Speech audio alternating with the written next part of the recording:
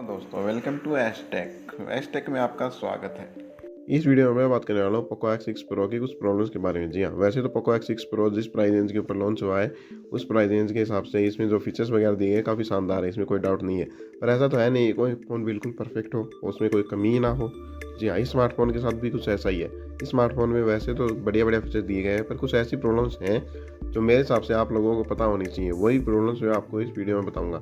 ये स्मार्टफ़ोन मुझे कुछ ऐसा लगा कि ये ज़्यादा और हाई स्मार्टफ़ोन है। जी हाँ। ऐसा है नहीं कि इससे बढ़िया स्मार्टफ़ोन कोई है ही नहीं, इससे बढ़िया-बढ़िया स्मार्टफ़ोन भी आपको इस प्राइस में देखने को मिल जाएँगे। तो इस स्मार्टफ़ोन को कुछ इस तरह से हाइप किया गया है कि ऐसा लग रहा है कि इससे बढ़िया कोई स्मार्टफ़ोन है ही नहीं। तो ज़्यादा इधर-उधर की बात ना करते हुए मैं आपको डायरेक्ट बताता हूँ इस स्मार्टफ़ोन में आपको कौन-कौन सी प्रॉब्लम देखने को मिलती है। पर उससे पहले आप ये जान लीजिए कि स्मार्टफ़ोन में आपको मोटे-मोटे फीचर्स क्या देखने को मिलते हैं और इसकी प्राइस क्या रखी है कंपनी ने। इस स्मार्टफ़ोन में आपको 6.67 इंच की एक सुपर एमोलेड डिस्प्ले देखने को मिलती है, जो कि 120 हर्ट्ज़ की रिफ्रेश रेट को सपोर्ट करती है।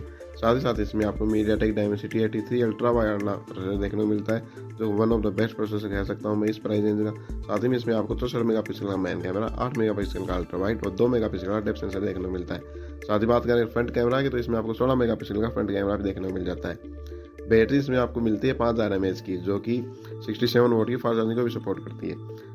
और बात अगर इसकी प्राइस की करें तो ये आपको दो वेरिएंट में देखने को मिलता है। एक 8 GB की रैम, 256 GB स्टोरेज, जिसकी प्राइस कंपनी ने रखी है 27,000 रुपये। दूसरा आपको देखने को मिलता है 12 GB रैम, 512 GB स्टोरेज के साथ। इसकी प्राइस कंपनी ने रखी है 29,000 रुपये। और अब बात करते हैं पोको X6 Pro की कुछ प्रॉब्लम्स की जो मुझे इस स्मार्टफोन में नजर आई। तो देखिए, सबसे पहली जो प्रॉब्लम मुझे पोको X6 Pro में लगी है वो लगी इसकी कैमरा में। जी हाँ, वैसे तो इसमें आपको 64 मेगापिक्सल का मेन कैमरा दिया गया है, जो फोटो में बिल्कुल बढ़िया काम करता है, उसमें कोई डाउट नहीं है। पर इसमें प्रॉब्लम जो लगी है मुझे वो लगी है इसकी वीडियो स्टेबलाइजेशन में। जी हाँ, इसकी वीडियो स्टेबलाइजेशन बिल्कुल भी अच्छी नहीं है। आप जैसे इसकी वीडियो इस्तेमाल करेंगे वो स्टेबलाइजेशन का आप उसके ऊपर ध्यान देंगे ना, तो आपको अलग ही पता लगेगा। उसमें आप अलग ही जिटनेस देखने को मिलेगी, बहुत ज़्यादा आती है इसकी वीडियो।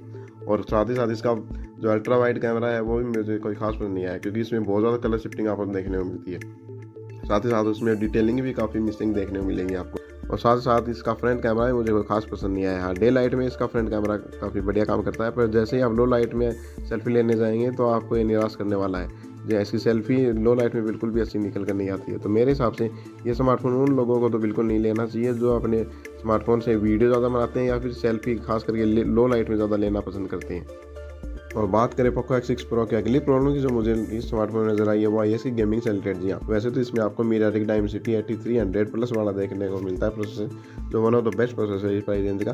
पर इसमें ऑप्टिमाइजेशन मेरे हिसाब से इतनी अच्छी नहीं की गई, क्योंकि मैंने इसमें BGMI खेल के देखा तो उसमें पता लगा कि स्मूथ में तो 90 FPS गेमिंग आपको दे देता है ये स्मार्टफोन, काफ़ी बढ़िया बात है। पर जैसे ही आप बैलेंस में जाएंगे या उससे ऊपर की सेटिंग आप करेंगे तो उसमें आपको सिर्फ 40 FPS की गेमिंग करा सकता है स्मार्टफोन। पता नहीं कंपनियाँ क्या करके दे रही हैं अब।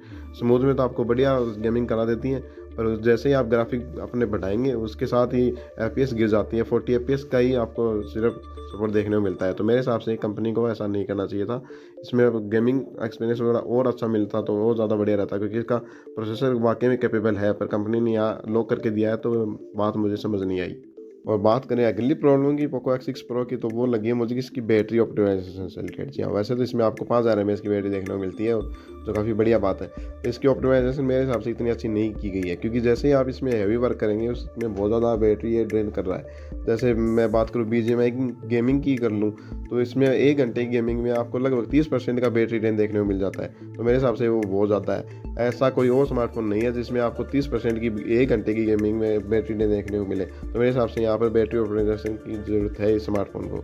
और बात करें पोको X6 Pro के अगली कॉन्स की, जो मुझे लगी वो लगी इसकी OS से रिलेटेड। जी हाँ, वैसे तो इसमें आपको HyperOS देखने को मिलता है, जो कि Android 14 के ऊपर बेस है, जो इसकी एक अच्छी बात है। पर इसमें प्रॉब्लम ये है कि ये HyperOS बिल्कुल नया ऑपरेटिंग सिस्टम है और इसमें बहुत सारे आपको बग देखने को मिलेंगे, जो कि टाइम के साथ फिक्स हो जाएंगे। पर फिलहाल आपको इसमें बहुत सारे बग देखने को मिलेंगे। तो मेरे हिसाब से मैं इसकी एक कमी मानता हूँ, जो इतनी बड़ी कमी नहीं है, पर फिर भी आप लोगों को परेशानी हो सकती है, तो मैंने आपको ये बात बता दी। और बात कुछ ऐसी प्रॉब्लम की करें जो है तो छोटी मोटी, पर हो सकता है कुछ लोगों के लिए डील ब्रेकर भी हो। जैसे इसमें आपको मेमोरी कार्ड डालने का ऑप्शन नहीं देखने को मिलता है। साथ ही साथ इसमें आपको IP68 की रेटिंग भी देखने को नहीं मिलती है। और इसका जो बैक पैनल है वो ग्लॉसी फिनिश के साथ आता है, जिसके कारण बहुत सारे लोगों को ऐसी प्रॉब्लम होती है कि उसमें फिंगरप्रिंट जम जाते हैं, तो उसको बार बार साफ करने की ज़रूरत पड़ती है। तो ये कुछ प्रॉब्लम्स थी जो मुझे इस स्मार्टफोन में नज़र आई हैं और मैंने आपके साथ साझा की हैं। आपको इन प्रॉब्लम से ज़्यादा फर्क नहीं पड़ रहा था, इस स्मार्टफोन को बिल्कुल ले सकते हैं। ये one of the best smartphone लगा है मुझे, वैसे तो 25,000 रुपये के आसपास की प्राइस रेंज में। आपको ये वीडियो पसंद आई है तो please like and subscribe hash tag channel.